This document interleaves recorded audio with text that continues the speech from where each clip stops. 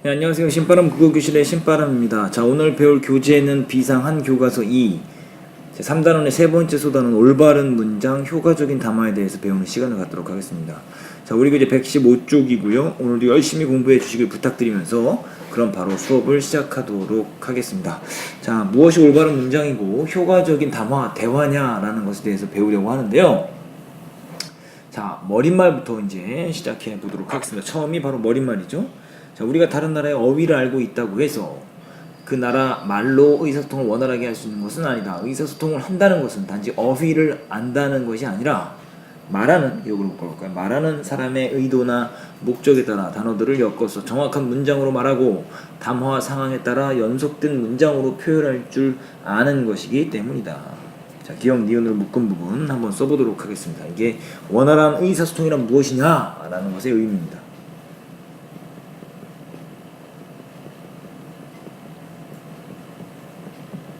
원활한 의사소통의 의미.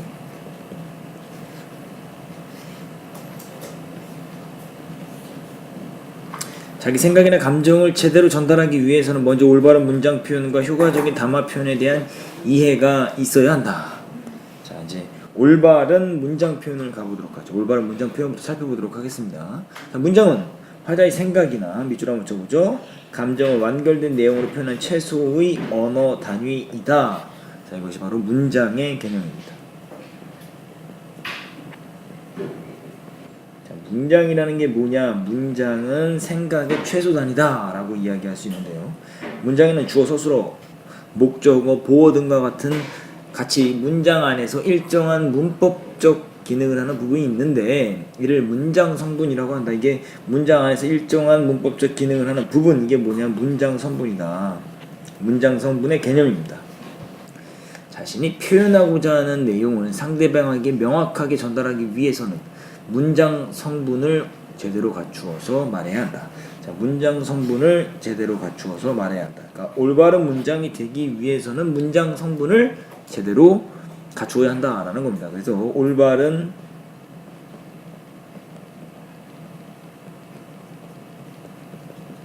문장 표현을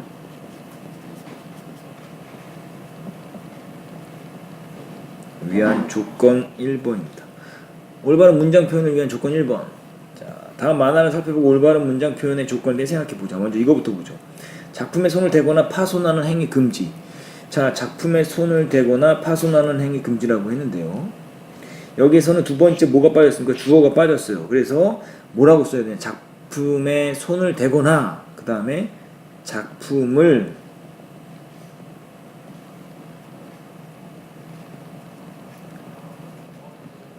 파손하는 행위 금지 이렇게 했어야 됩니다. 그래서 목적어가 빠져 있었다라는 것을 알 수가 있습니다.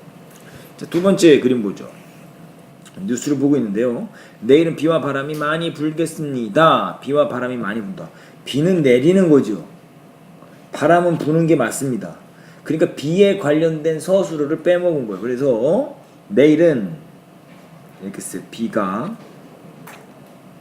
내리고 바람이 많이 불겠습니다 라고 쓰시면 됩니다. 내일은 비가 내리고 바람이 많이 불겠습니다 라는 것이 올바른 문장이 될 수 있다는 겁니다. 여기서는 필요한 문장 성분을 갖추지 않았기 때문에 올바른 문장이 되지 않았다 라는 겁니다. 자, 다음 페이지 넘어가시죠.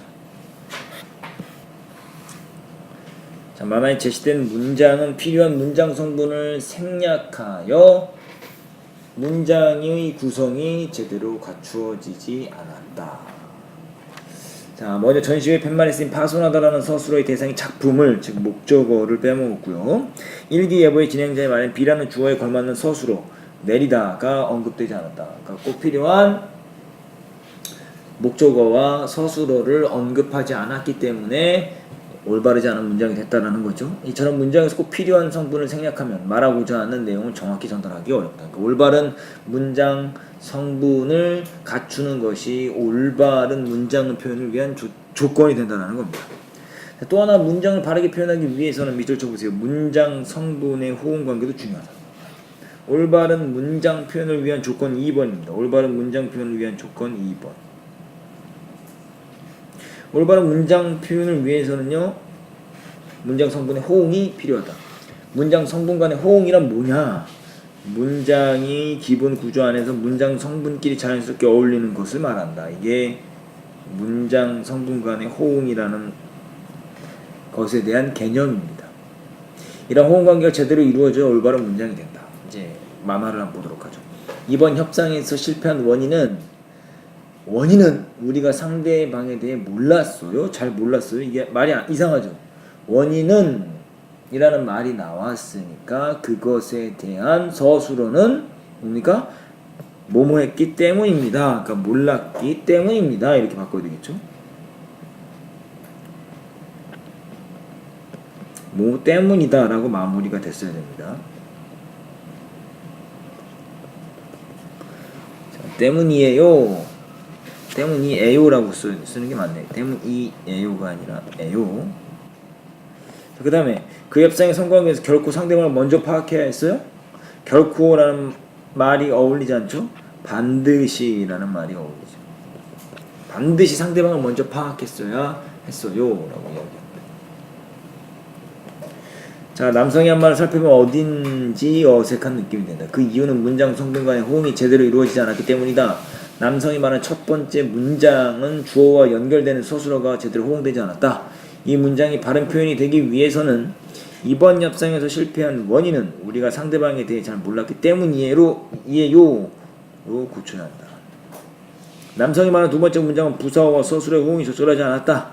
부사어 결코 그것과 어울리는 것은 결코 뭐뭐하지 않는다, 못한다, 뭐 이렇게 해야 되는데, 자, 결코라는 부사어 뒤에는 부정 표현이 어울리는데 반면에 반드시라는 부사어는 긍정 표현. 그렇기 때문에 이번엔 반드시 상대방을 먼저 파악했어야 했어요 라고 긍정의 서술어를 사용했어야 됩니다. 그러므로 이 문장은 그 협상에 성공하기 위해서는 반드시 상대방을 먼저 파악해야 했어요로 고쳐야 바른 표현이 된다. 다음 페이지로 넘어가시죠.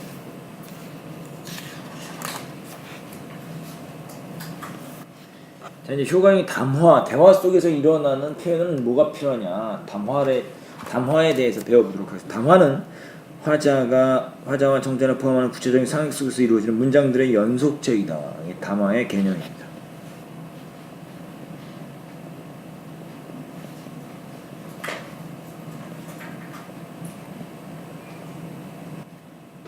그런데 실제 언어행위가 일어나는 맥락을 모르면 문장의 의미를 제대로 파악할 수 없다. 일반적으로 지금 몇 시니? 라는 문장은 화자가 청자에게 현재의 시각을 물어보는 것이지만 대화가 이루어지는 상황에 따라서 그 의미가 달라질 수 있다. 자, 대화가 이루어지는 상황에 따라서 의미가 달라질 수 있기 때문에 우리는 담화의 맥락을 고려해야 합니다.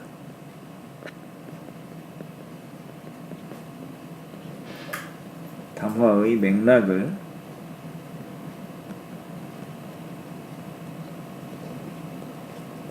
고려해야 하는 이유가 되겠습니다. 예를 들어 이 문장을 지각한 학생을 꾸짖는 선생님의 말씀이라고 가정해 본다면 몇 시라고 대답해서는 올바른 대답이 될 수 없다. 왜냐하면 이 표현에는 상대방을 질책하기 위한 화자의 의도가 담겨있기 때문이다. 결국 담화는 화자와 청자 그리고 문장이 실현되는 장면과 같은 담화 상황에서 그 의미가 결정된다. 자, 밑줄 한번 쳐볼까요? 화자와 청자 그리고 문장이 실현되는 장면, 결국 담화의 의미를 결정하는 요소입니다.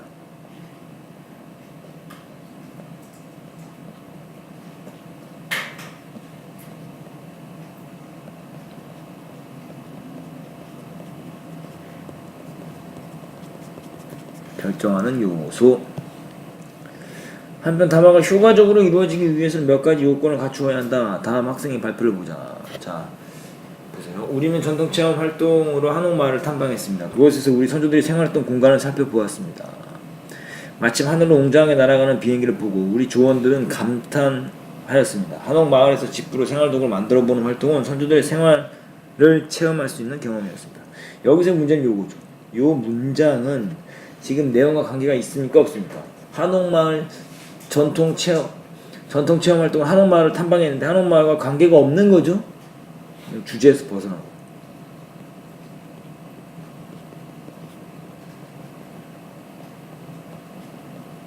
주제에서 벗어난다. 담화가 제대로 이루어지기 위해서는 담화를 구성하는 밑줄 치세요.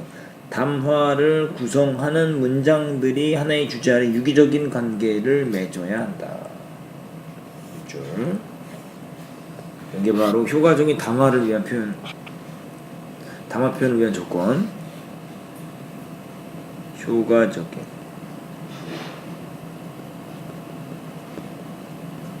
담화 표현을 위한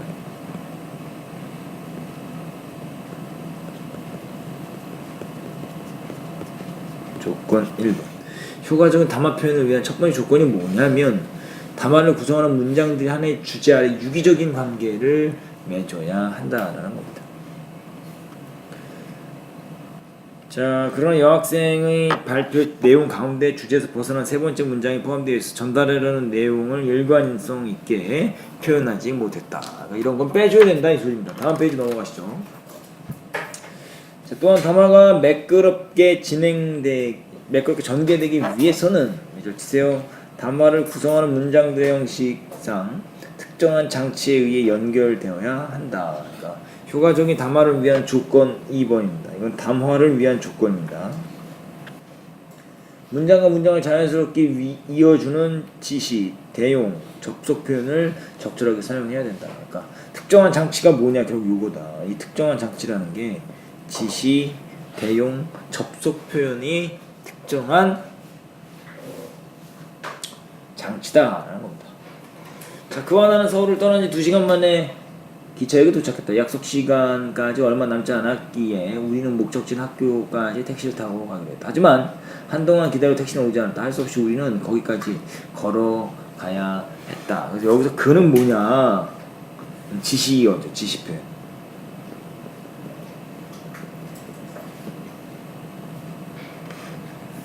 여기서 그러나라 그랬죠? 하지만이라 그랬네요. 이건 접속 표현이죠. 접속 표현.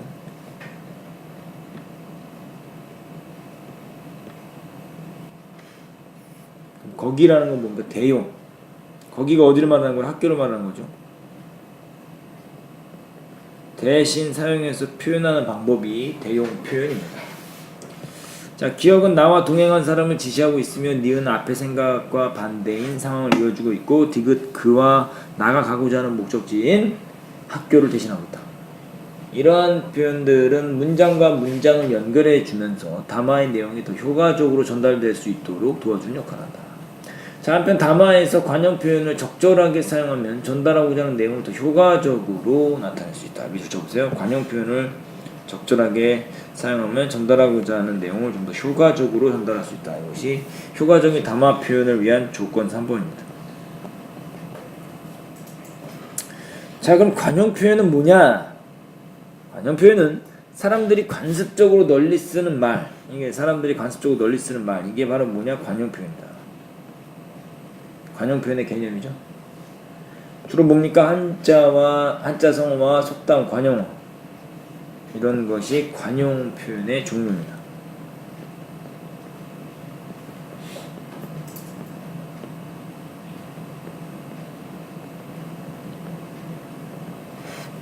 관용 표현의 종류다.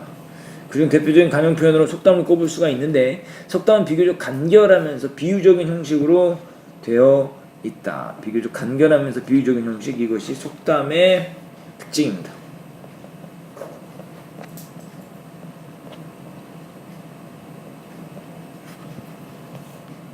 예를 들어 초록은 동생이라는 속담은 불과 녹색은 같은 빛이라는 뜻으로 서로 가까운 같은 처지나 경우에 사람들 함께 어울린다는 뜻을 담고 있다.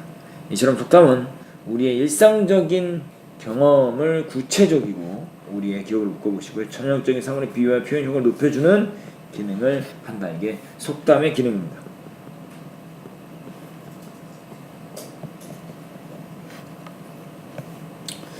자, 일상생활에서 의사소통이 잘 이루어지기 위해서는 올바른 문장 표현과 담화의 상황에 대한 이해가 중요하다. 다양한 담화 상황에서 올바른 문장으로 자기 생각을 적절하게 표현할 수 있다면 우리의 언어 수준은 한층 더 높아질 것이다 라고 하면서 올바른 문장 표현과 효과적인 단어 표현의 중요성에 대해서 이야기를 하고 있습니다. 자, 이제 앞 페이지로 가셔서 정리 한번 해보시죠. 115쪽에 가서 오른쪽 꼭대기에 115쪽 오른쪽 꼭대기에 정리를 해보도록 하겠습니다. 갈래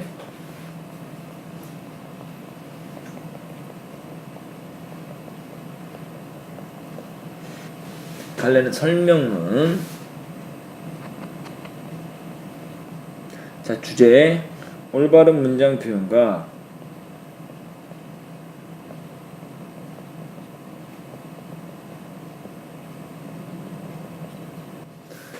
효과적인 담화 표현을 위한 조건입니다.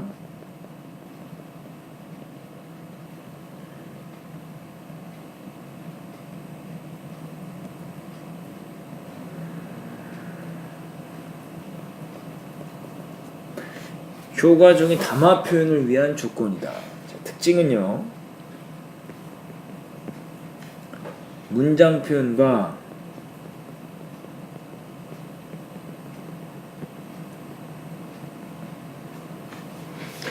담화 표현의 조건을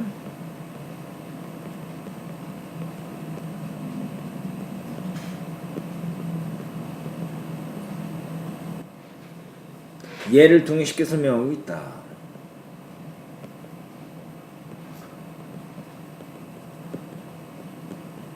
쉽게 설명하고 있다.